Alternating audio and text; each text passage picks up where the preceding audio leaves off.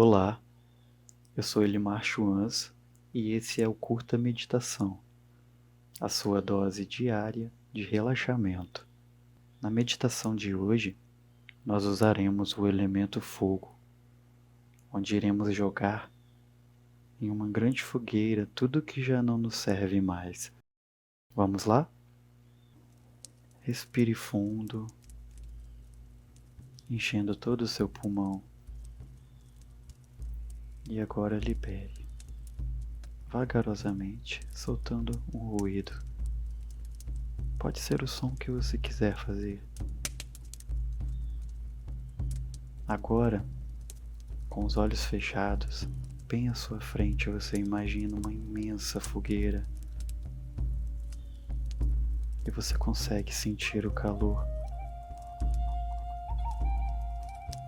Sinta como é agradável estar perto dela.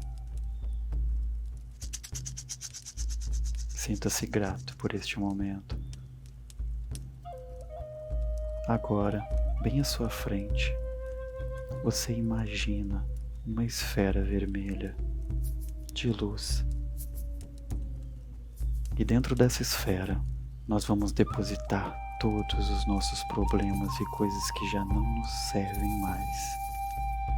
Imagine você depositando tudo isso que já não te serve dentro dessa esfera.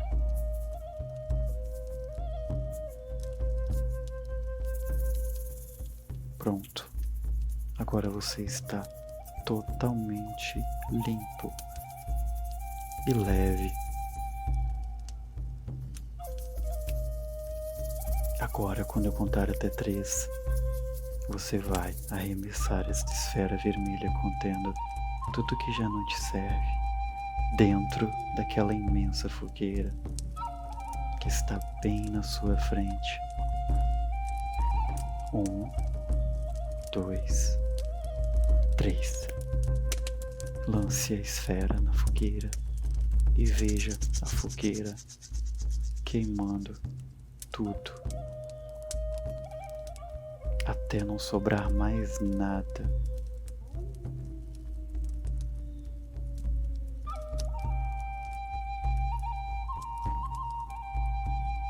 Você se sente leve e feliz, pois a partir de agora você está renovado.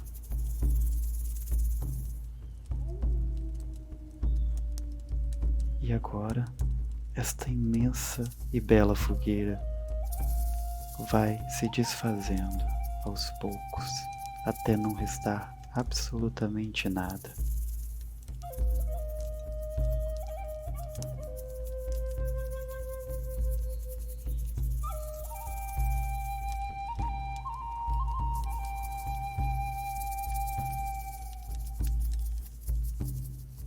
Pronto, você se sente extremamente leve e pronto para mais um dia incrível. Tudo dará certo para você hoje. Confia. É isso que Deus quer para cada um de nós.